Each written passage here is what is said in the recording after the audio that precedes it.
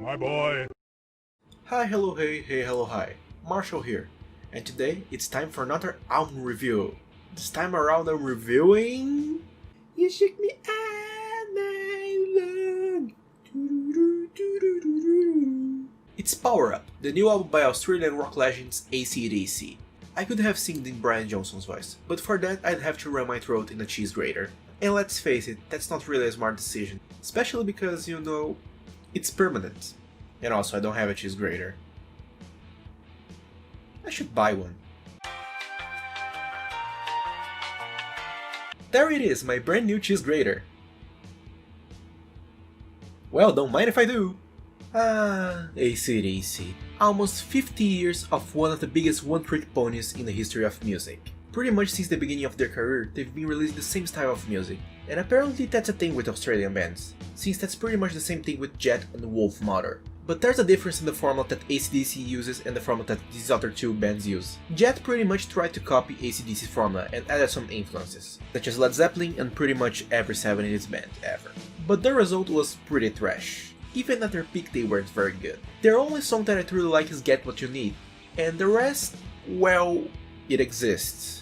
𝕬𝖆𝖗𝖗𝖃 also tried to copy 𝕬𝖕𝖕𝖊𝖕's formula, but they pulled that off way better than Jet, because they have 3 really good albums, one pretty middle of the road one, and the other that's just but it works most of the time. However, the original formula is still the one that stands out. It may not work 100% of the time, but generally, they are a good band. And yeah, they are repetitive. But even with that, they are still a band that releases good music. Yeah, I do like to mock Brian Johnson's dying rat voice, but that doesn't mean I don't like his music, neither his voice. Except for you, Fly on the Wall. Stay on the bad album corner. No. Bad album. Bad.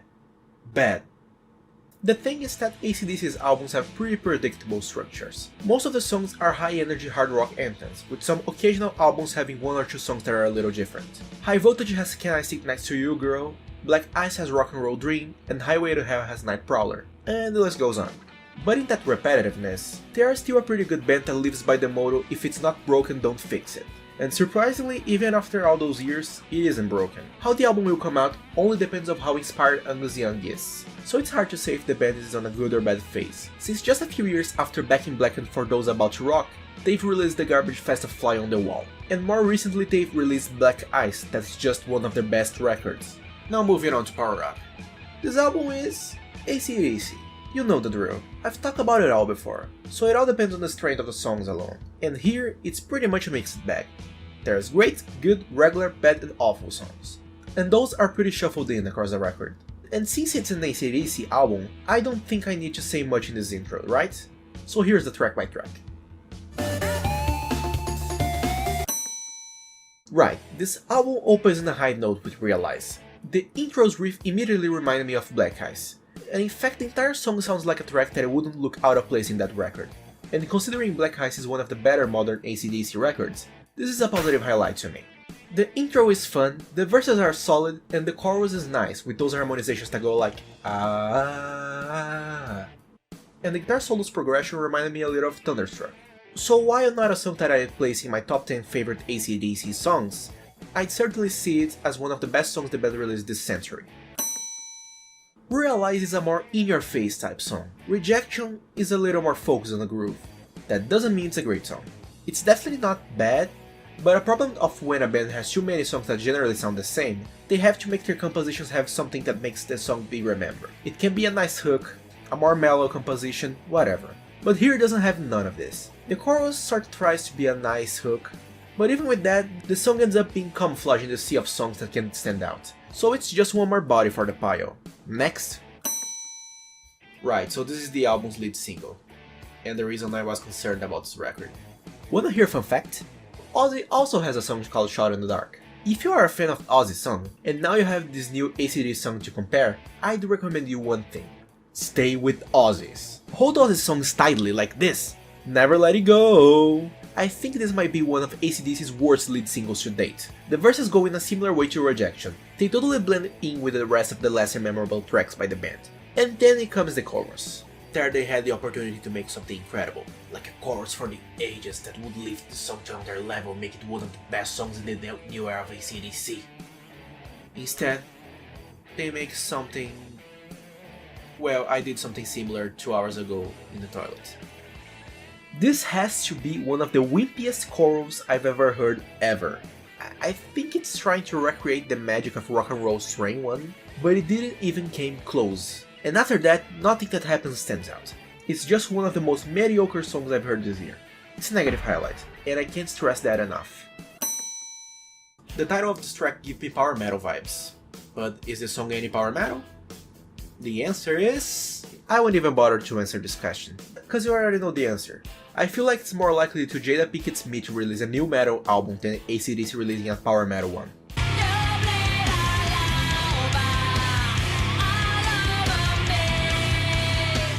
Wait, so that exists? Huh, the more you know. Anyway, about this track, it's good instrumentally, but during the verses it feels like Brian Johnson is singing to a different song. This vocal performance does not match whatsoever with what the rest of the band is doing. And it's a shame, because if it wasn't for that, this song would actually be a positive highlight, because the instrumental is solid and the chorus is one of the best of the record.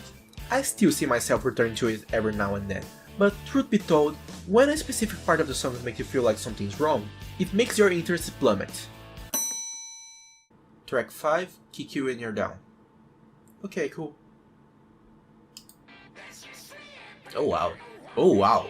Yep, this song got me hooked from the very beginning. It's legitimate one of the most entertaining songs the band has put out in a while, full of frenetic riffs and great performance from the start to the end. It's like the band is really having fun with this track. And it was contagious, because I had a lot of fun listening to this song. So much so that it's not only a positive highlight, it's the album's best track. It's almost on the same level of the band's classics to me. The intro of the song reminds me a little of For Those About to Rock, and it's a fine way to start an AC/DC song. But after that I don't see anything that makes this song stand out in any way. The transition to the refrain is weak, and the refrain itself lacks any sort of memorability. And considering that's a feature the band must rely to make a good song, this makes Witch's Spell another song that fades into the sea of bland AC/DC songs. The first thing I thought when I heard this song for the first time was, oh, it's a Whole Lotta Rosie wannabe. But then like 20 seconds in I went to, oh, never mind. The song's pretty fun. The main guitar riff reminds me a little of Dick Dale, and in an overall, the song has a nice progression. The pre-chorus is pretty amusing, and the chorus... it's okay. Nothing really special in it, but also not really any offenders. The same thing applies to the guitar solo, but that doesn't take away much from the credit of the song. That's actually quite hip-shaking. I mean, this song has a really good riff, but that's all the song has to offer that really marks you. In fact, I don't even remember anything else beside the riff in the song. So... okay. I don't hate the song, but I can't deny I don't feel comfortable listening to it. Personally, I feel like everything in this track is in a way too high pitch. I know that Brian Johnson is always this high pitched thing, but in here everything sounds oversaturated. It might be a personal bias since I'm a bass guy, but I really think all these excessive high notes feel very forced to sound great. It's a fine song, but certainly not one of their best. Yeah, I like the song. The reason why I think this song is good is because it nails almost everything that makes a great AC/DC song. A great riff, fun energy in the chorus, and a cool guitar solo with good replay value. However, the chorus I feel like it could be reworked. It's not hooking enough to me, but I still think it's not bad. But it would benefit of some improvement.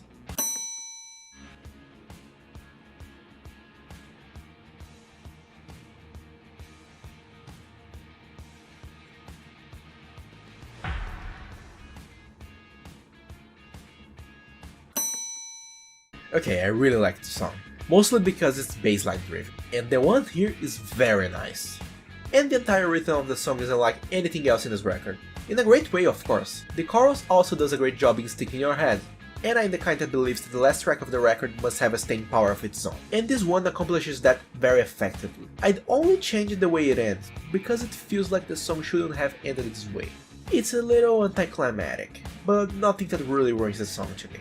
In fact, it's a positive highlight. Good job, AC/DC.